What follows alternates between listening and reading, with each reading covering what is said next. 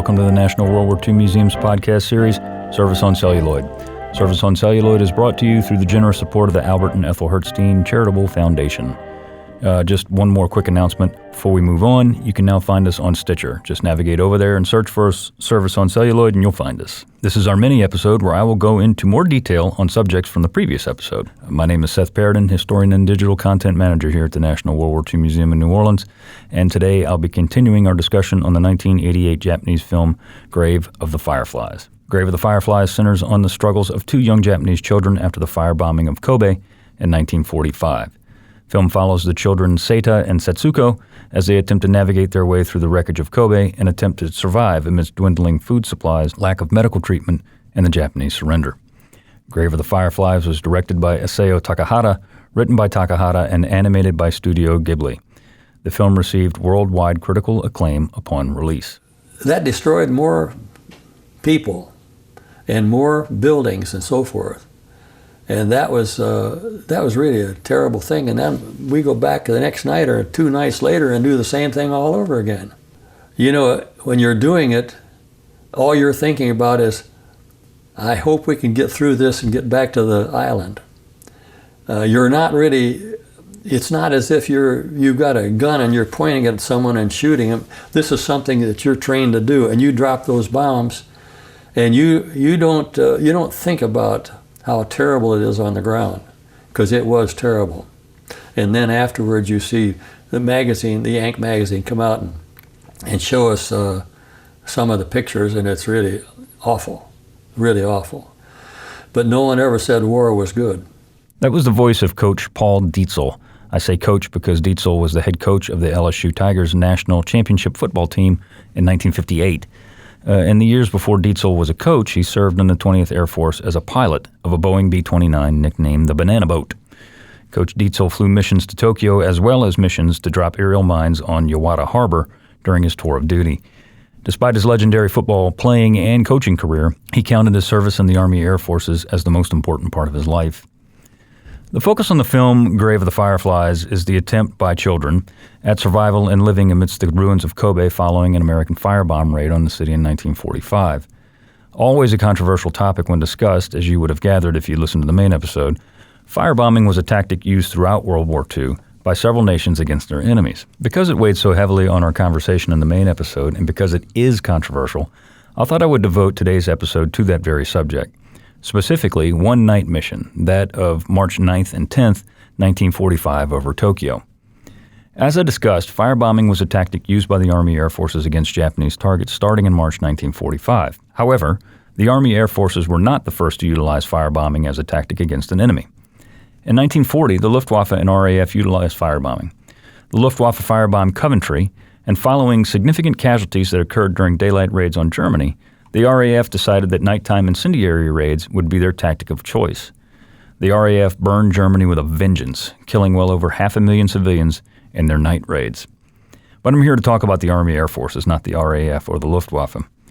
After the Army Air Forces achieved less than desirable results from high altitude due to the jet stream and other high winds over Japan, General Curtis LeMay chose a different tactic to help bring Japan to her knees. In the United States, Eglin Field, to be exact, quote, Little Tokyos, unquote, were constructed to test how to better destroy the wooden and paper structures that dotted the Japanese urban landscape. After several tests, it was quickly discovered that napalm, the jelly-like gasoline substance used in flamethrowers in action in the Pacific already, could literally burn an entire block of houses to the ground within minutes. LeMay decided that in order for his B-29s to be effective in the rough air over Japan, his aircraft would fly in low, very low, between 5,000 and 15,000 feet. The B-29 was developed to be a high-altitude precision bomber, dropping its ordnance on targets from heights of 25,000 feet and higher, not 5,000. The ultimate effect of a fire raid, such as the one that LeMay was planning, was to create a man-made firestorm. A firestorm, such as the one that devastated Hamburg and killed 35,000 people in 1943, would eviscerate the Japanese cottage industry that had seated itself among the wooden buildings and homes that housed so many of Japan's workers and products. For a firestorm to occur, at least a man-made one, the conditions had to be absolutely perfect. It had to be a dry season, it had to have high winds to spread the flames and embers, and also it had to be a perfect target. For this particular raid, the target would be Tokyo, the capital of Japan and the seat of the emperor. The exact target would be a small 3 by 4 square mile area in downtown Tokyo. The date would be the night of March 9th and 10th, 1945. The operation would be codenamed Meeting House. The results would be absolutely devastating. Meeting House would be mission number 40 to be flown from the Marianas. 325 B-29s were set to take part in the raid, and together they would drop 1,665 tons of incendiaries on Tokyo. The target was small, as I mentioned earlier, to maximize the effect of the firebombs.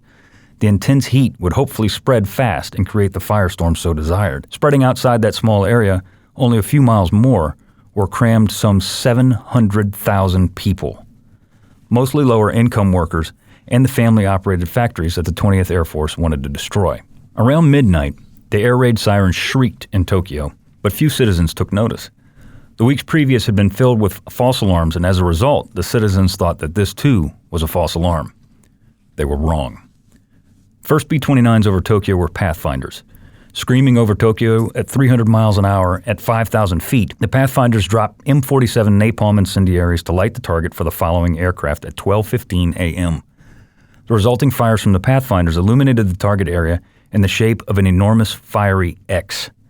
X marks the spot. Shortly after the Pathfinders departed the area, the bomb wings approached the target.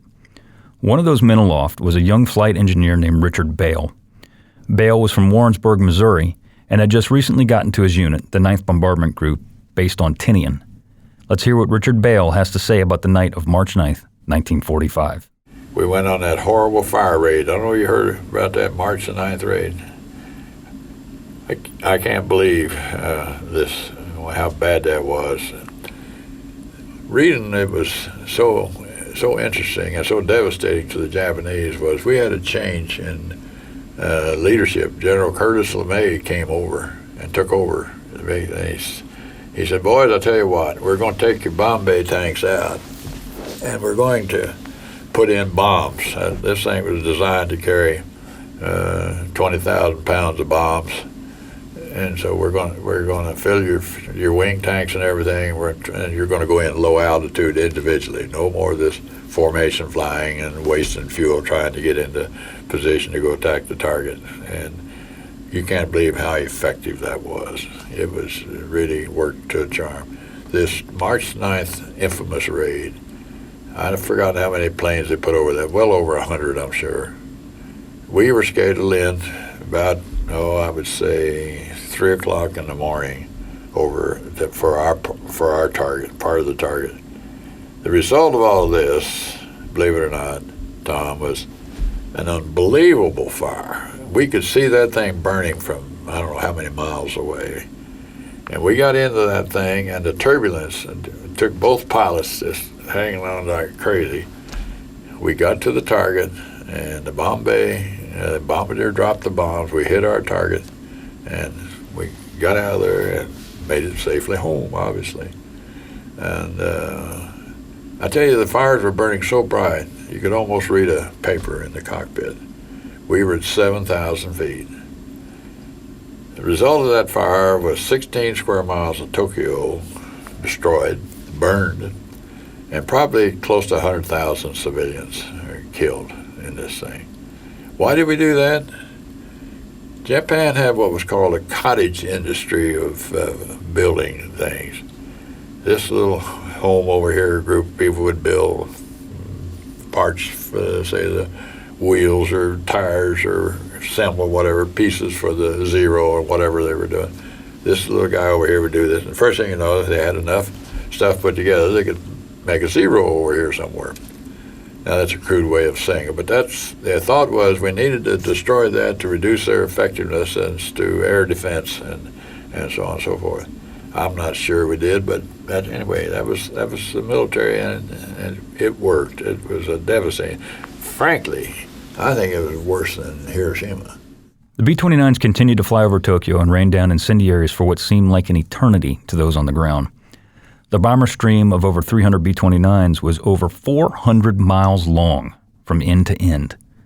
Almost 500,000 M69 incendiaries were dropped all over the target area, igniting an incredible firestorm. The desired effect had been achieved. In describing the fire, Barrett Tillman in his book Whirlwind said, The fire swallowed, quote, everything that it touched, coalescing and swelling into a roaring conflagration unlike anything man had previously inflicted upon man anywhere on earth, Dresden included, end quote. The air, superheated by the cyclonic firestorm, devoured wooden buildings, sending panic-stricken citizens running any way they could to get away from the flames. The clothes on some people were actually burned off of them due to the intense heat. Water literally boiled in ponds and canals. Glass that was in the windows of the buildings was liquefied by the intense heat, and the winds pushed the glass into the air, and the liquefied glass rained down on the Tokyo citizenry. It was reported that temperatures reached somewhere near 1,800 degrees Fahrenheit, literally melting the firefighting vehicles and the firemen in them that were ridiculously inefficient and unprepared for an instance such as this. The fire spread throughout the city, igniting everything in its path. The intense heat caused heat thermals, updrafts in the wind that could cause intense aerial turbulence and, as I said in the main episode, literally flip a B-29 upside down, inverted, without the crew realizing their predicament. The updrafts could and did lift the B-29s some 5,000 feet upwards, such were their power. As the B-29s flew over the city, they passed through the thermals and smoke created by the earlier B-29s in the formation, like Richard Baile's aircraft. One of the men, farther in the back of the enormous formation, was Lieutenant Maynard David, a bombardier from Silver Lake, Kansas. David recalls the thermals over Tokyo due to the firestorm and being picked up in searchlights by Japanese anti-aircraft gunners. Let's listen to what he has to say. The time over the target was going to be an extended time because of so many planes. Every group had a specific time to be over the target. And as the time progressed, from the first planes that was over the target to the last, the altitude increased from 7,500 feet up to 18,000 feet. So that gives you an idea how bad the thermals become as the bombing raid progressed. So our navigator, Shaw, had a big responsibility. He got us to the correct point of landfall, and at that point directed us to what is called the initial point. The initial point is that point you head for and then make your final turn for the target. And of course, long before hitting Japan, the outskirts of Japan, 100 miles out to sea, we could already see the red glare in the sky of the fires over Tokyo. So, and also as we got closer to the initial point, we saw the searchlights, we saw the anti-aircraft fire, and everything that was taking place. At the initial point, we were one of the unlucky ones. We were picked up by the searchlight. And of course, when the searchlights are on you, the gunners are too. And we were peppered with heavy stuff as well as light stuff. And it was going every which way around us. And we kept on going, maintained our altitude. The pilot told me, he says, "It's yours, Maynard." And as a bombardier, when you're controlling the bomb site, you're also controlling the direction of the plane.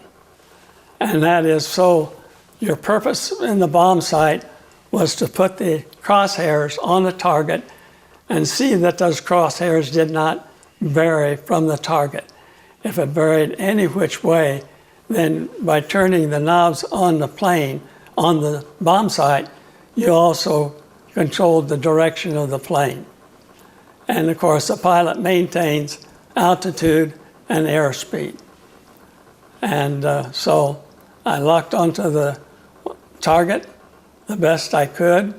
In spite of all the fire that was taking place, we could still see the area that was supposed to be our target. We locked on, and immediately, as about the time we dropped our bombs, and immediately thereafter, we were hit with tremendous heat thermals. And our plane was just bounced around like a toothpick. and the pilot kept control of the plane, and I checked the bomb bay doors after the bombs were clear, and I told him the bomb bay is clear, let's get out of here, and closed up the bomb bays. And we headed for sea. In the meantime, we encountered 2 attacks from aircraft fighters in what they called the ball of fire, and we proceeded to fight off those attacks. But an unusual thing that we remember about that first raid was not only the severity of the raid and the fires and so on, but before we got the bomb bay doors closed, the thermals and the smoke and the odor got into the plane, and the odor was horrible. And you can only imagine what was taking place on the ground. The damage inflicted on Tokyo was immense. At least 16 production facilities were completely destroyed. This included steel production, petroleum storage, public services, as well as untold numbers of smaller factories spread throughout the city. Tokyo's war production capability was literally cut in half following the Meeting House raid. Japanese General Onuma said that after the raid, quote, the main productive power was stopped, unquote. Of course, he's referring to the main productive power of Tokyo. While the damage done to the production capability was obvious, it's not what Meeting House is remembered for. The cost in human lives was simply staggering. Human corpses were stacked like cordwood across the city. Some humans were reduced to ashes by the heat and flames. Some people literally disappeared. Black charred spots on the pavement were a grisly reminder to those who survived that a human being had literally roasted to death on that spot. Tokyo had been attacked 10 times before the night of March 9th. Deaths had been around 1,300 combined until Meeting House. The exact deaths from the fire raid on March 9th will probably never be exactly known. Estimates varied wildly immediately after the war, with both the United States and Japan underestimating the deaths for various reasons. Recent casualty assessments put the deaths from Meeting House somewhere in the neighborhood of 110,000 human lives. Over 1 million people were wounded, and more than 1 million left homeless by the firestorm. 8 days after the raid, 8 days, Emperor Hirohito toured his devastated capital. What he saw were mounds of corpses, destroyed block after destroyed block, and people too dazed to care that their supposed god emperor was among them. The city's river literally had a log jam of charred human bodies damming up the river near a bridge. The sight of this and many other grisly scenes did not deter the emperor from continuing the fight, but that's a conversation for another day. So what of firebombing? Controversial as it may be, it was effective to say the least. There has always been the argument that aerial bombing didn't do much to hasten the end of the war, but that is simply not true. If anything, the Japanese were more determined than ever to continue the fight, knowing full well that an invasion of their home islands was coming next. Arming children and teaching school kids as young as 6 how to charge American positions with pointed bamboo spears should give you all the information you would ever need to draw your own conclusion to that question. The B-29s burned out 40% of the built-up areas of Japan's 66 large cities. Nearly 1/3 of Japan's housing was destroyed. Japanese industry was crippled through both the bombing and U.S. submarine efforts.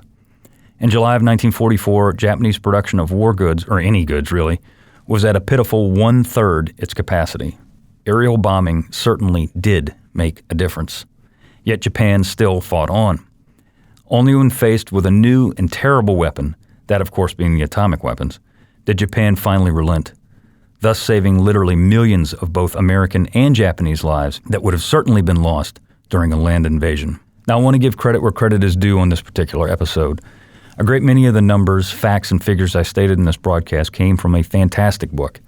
This book is entitled Whirlwind, The Air War Against Japan, written by my good friend Barrett Tillman. Barrett tackles the subject of the aerial bombing campaign against Japan like no one before or since. The book is absolutely fantastic. Pick up a copy of Whirlwind, The Air War Against Japan when you get a chance. And with that, I want to thank you so much for listening. Tune in next week when we discuss the 1945 film, The Story of G.I. Joe. If you'd like to listen to the oral histories featured here today, Please visit our digital collections at www.2online.org. That's www.2online.org. You can follow us on Facebook, Instagram, and Twitter at Service on Celluloid. Be sure to rate and review us on iTunes if you like what you hear. Don't forget to find us on Stitcher and subscribe as well. I'd like to thank everyone who made this podcast possible, our producer, Tessa Jager, and our sound engineer, Jeremy Burson. This has been a production of the National World War II Museum.